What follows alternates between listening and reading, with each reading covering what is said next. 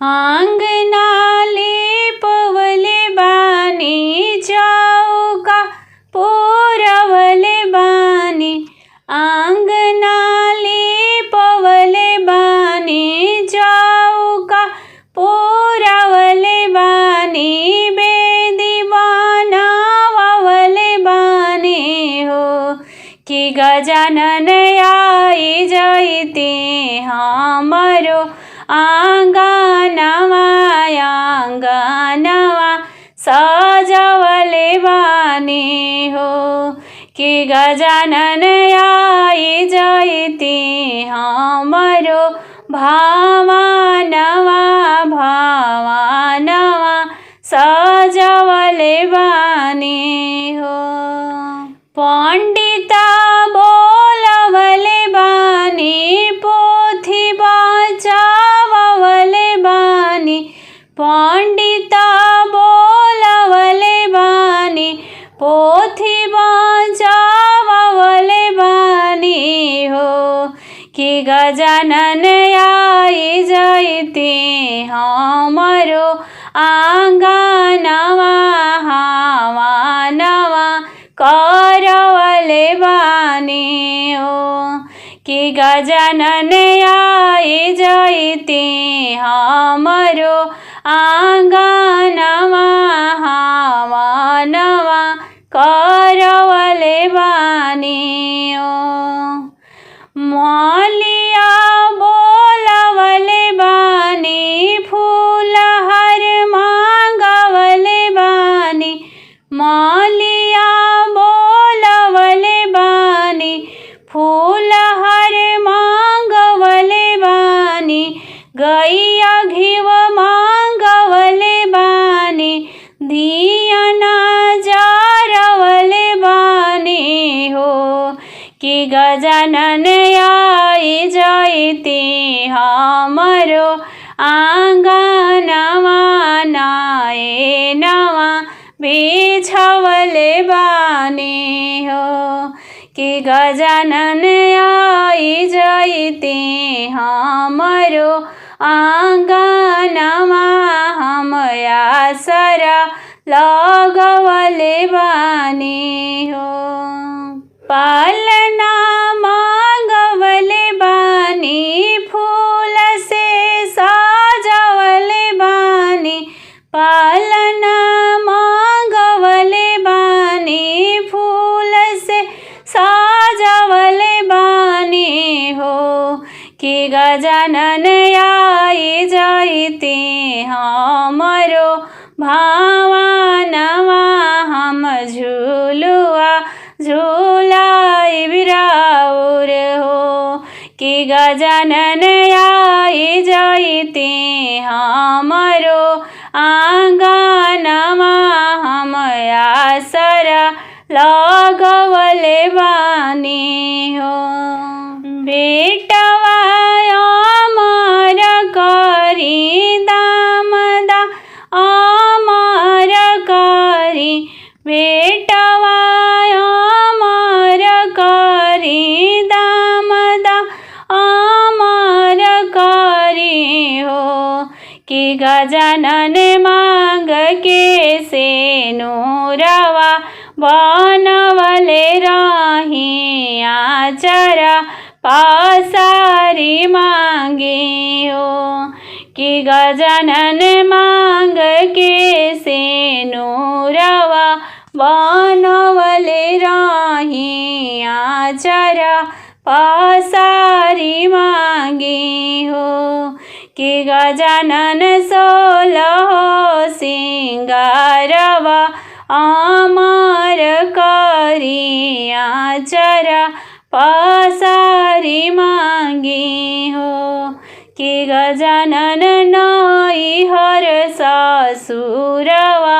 बनवले रखी आचरा पसारी मांगी हो कि गजानन आई जैते हमरो भवनवा नयनवा बिछवले बानी हो कि गजानन आई जैते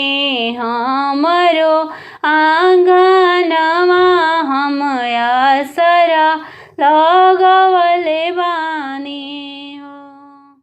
पाँच पान पतवा मंगाइला नेवता लिखाइला नेवता लिखाइला है सखिया गजानन के नेवता पेठाइला पूजनी यहाँ में आईना है सखिया गजानन के नेवता पेठाइला आंगना वा में आईना है।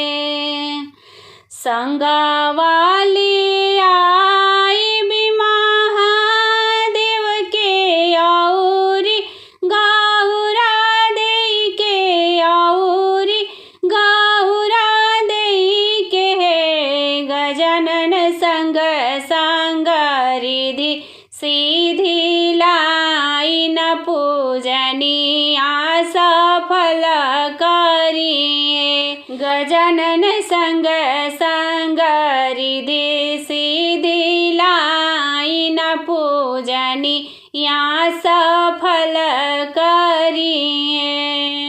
कांचन थलिया सजाइला कपूर जलाइला दियाना जलाइला है सखिया प्रेम से आरती उतारिला गणेश के मनाइना है सखिया प्रेम से आरती उतारिला गजानन के मनाइना है।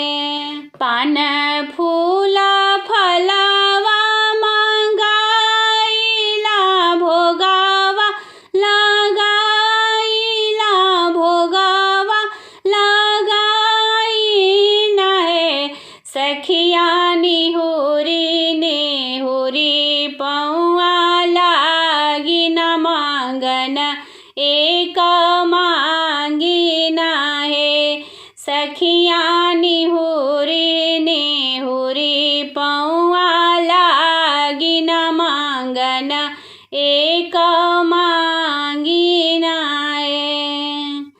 पाँच बेटा दिहा पाँच बेटिया तयौरी दामदवा तयौरी पतोहियान है गजानन मांग के से नूरावा बनले राखब जुगे जुगे हवात बढ़े है गजानन मांग के से नूरावा बनले राखबी जुगे जुगे हवात बढ़े है गजानन मोरी फूलवारी आखिलले राखबी आशा रातो हर बड़े है गजानन मोरी फूलवारी आखिलले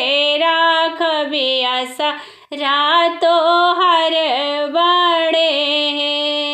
पाँच पान पतवा मंगाइला नेवता लिखाइला नेवता लिखाइना है ललना गजानन के नेवता पेठाइन पूजनी यहाँ में आईना है ललना गजानन के नेवता पेठाइन आंगना वा में आईना है गजानन संग